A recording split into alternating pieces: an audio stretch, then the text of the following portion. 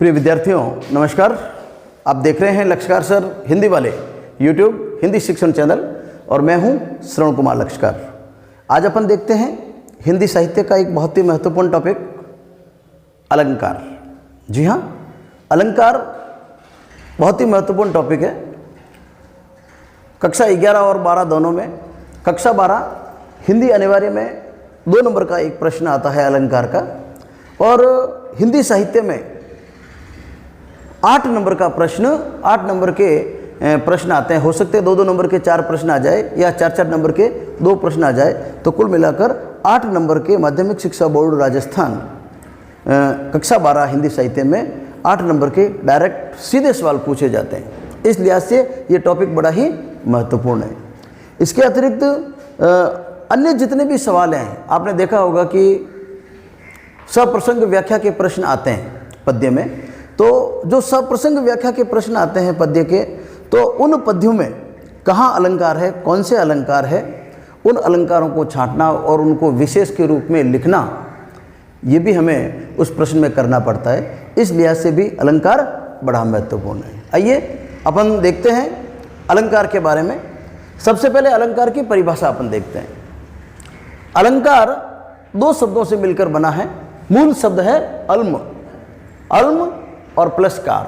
अल्म का मतलब होता है अलंकृत, अल्म का मतलब होता है अलंकृत, और कार यानी करने वाला। अलम यानी अलंकृत और कार यानी करने वाला। इस प्रकार अलंकार 2 शब्दों से मिलकर बना है, और अलंकार का मतलब होता है अलंकृत करने वाला। और अलंकृत का यदि अपन शाब्दिक अर्थ अपने भाषा में अपन देखें, तो यदि किसी की विशेषता बताते हैं तो उसको अलंकार कहते हैं। यानी कोई विशेष चीज़ होती है वो अलंकार, उसकी विशेषता वो अलंकार कहलाती है। इसकी एक परिभाषा अपन देख लेते हैं, उसके बाद में अपन थोड़ा सा और इसके बारे में गहराई से चलेंगे।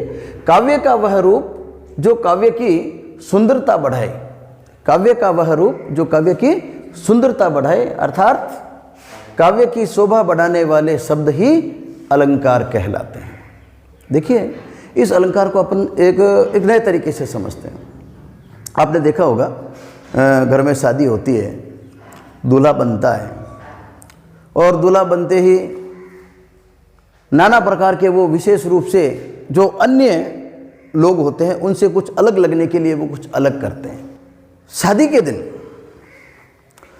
के दिन जो व्यक्ति दूल्हा बना होता है वो आम दिनों में चाहे कैसे भी कपड़े पहनता हो, पर जिस दिन शादी हो, जिस दिन उसको तोरण पर जाना हो, बारात लेकर जाना हो, तो उस दिन विशेष ड्रेस पहनेगा, कोट सूट पहनेगा, टाई पहनेगा, एक साफा बांधेगा, साफे के साथ वो मुकुट भी लगाता है, मुकुट के ऊपर किलंगी भी लगाता है, मेहंदी भी लगाता है, हाथों में कंगन, ये कांकन डोरा जिसे कहते हैं, वो बांधता है, कमर के अंदर वो कमरबंद, और उसके अंदर वो नारियल और जो जितने भी विधि विधान से जो सावा अन्य जितनी भी जो धार्मिक चीज़ें होती है उनको वो लेता है, हाथ में तलवार होती है। तो इस प्रकार वो दूल्हा तैयार होकर जाता है। अब आप बताइए, वो इतना क्यों सस्ता है? क्या वो बिल्कुल सिंपल वेश में जाए, शादी वेशभूषा में जाए, तो क्या उसको कोई उसके शादी नहीं करेंगे क्या? क्योंकि दूल्हा तो वही है, शादी कर सकते हैं, पर वो अन्य से अलग लगना चाहता है, अन्य से विशेष लगना चाहता है। आपने देखा होगा जब गांव में कोई बारात आती है, अपन देखते हैं, अरे यार बीन बहुत बढ़िया है, सब दूल्हा बहुत अच्छा, और देखो इसके साफा कितना तगड़ा है, इसकी जूतियाँ कितनी बढ़िया है, हाथ कितने बढ़िया माने, तलवार कितनी बढ़िया है, कितना बढ़िया सुंदर लग रहा है।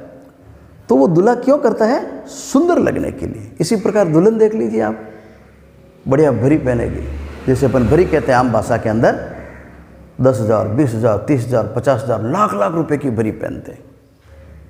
उसके बाद में उसके जितने भी श्रृंगार वगैरह सारे होते हैं, वो किस लिए होते हैं? उसको अन्य से अलग लगने के लिए, सुंदर लगने के लिए। तो इसी प्रकार मनुष्य काव्य की रचना करता है। अब अपन इसी चीज़ को कविता के ऊपर आते हैं, काव्य के ऊपर आते हैं, साहित्य में देखते हैं। कोई भी कविता, साहित्यकार कविता क्यों रचता है?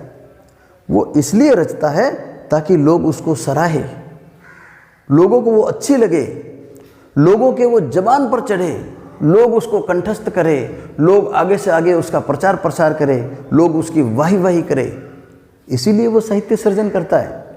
तो आप देखिए जब वो साहित्य सर्जन करता है तो जिस प्रकार दूल्हे के अंदर मुकुट भी था, मोड़ भी था, और ये तलवार भी थी, हाथों में मेहंदी भी था, कमरबंद भी था, सारी चीज़ें थी। इसी प्रकार वो चीज़ें अपन ने देख ली कि भाई दूल्हे के क्या क्या चीज़ें अच्छी है, कि ये चीज़ें अच्छी है सब, इसलिए दूल्हा सुंदर लग रहा है। तो इसी प्रकार काव्य के अंदर जब अपन को पूछा जाए, कविता दे दी कि इसके अंदर क्या क्या अच्छाई है, तो अपन देखेंगे इसके अंदर ये अच्छाई, ये अच्छाई, ये अच्छाई। तो ये जो अच्छाई काव्य के अंदर अपन जब ढूंढते हैं, उनको शब्दों के माध्यम से अपन कहते हैं, तो वही अलंकार कहलाते हैं। जैसे दूल्हे के अलंकार वो दूल्हे की वेशभूषा वगैरह, तो काव्य के अलंकार वो शब्द जिसके माध्यम से वो कविताएं बहुत अच्छी होती है, बहुत सुंदर होती है, बहुत रोचक होती है, लोगों की जुबान पर चढ़ती है। आपने देखा होगा कि कुछ गीत भजन लोगों की जुबान पर चढ़ते हैं, आते ही लोग नाचते हैं, झूमते हैं और गुनगुनाने लगते हैं। और कुछ गीत ऐसे होते हैं जो आए और गए, आए और गए, उन्हें कोई पूछने वाला नहीं। क्यों? क्योंकि उनके अंदर कुछ अच्छाइयाँ लोगों को नहीं लगती है। तो ये जो अच्छाइयाँ हैं, काव्य का वह रूप जो काव्य की सुंदरता बढ़ाए, काव्य का वह रूप जो काव्य की सुंदरता बढ़ाए। कविता में से अपन देखते हैं कि उसके अंदर क्या क्या चीज़ें हैं, वो अच्छाइयाँ अब उनको शब्दों के माध्यम से अपन प्रकट करते हैं, वही अलंकार कहलाती है। अर्थात काव्य की शोभा बढ़ाने वाले शब्द ही अलंकार कहलाते हैं। कविता के अंदर जितने अलंकार होंगे उतनी ही कविता अच्छी होगी। गाने में जितने अलंकार होंगे उतना ही गाना अच्छा होगा, उतना ही लोकप्रिय होगा, इतना ही कर्णप्रिय होगा। देखिए इन अलंकारों के रूप अपन देखते हैं, अलंकार कितने प्रकार के होते हैं।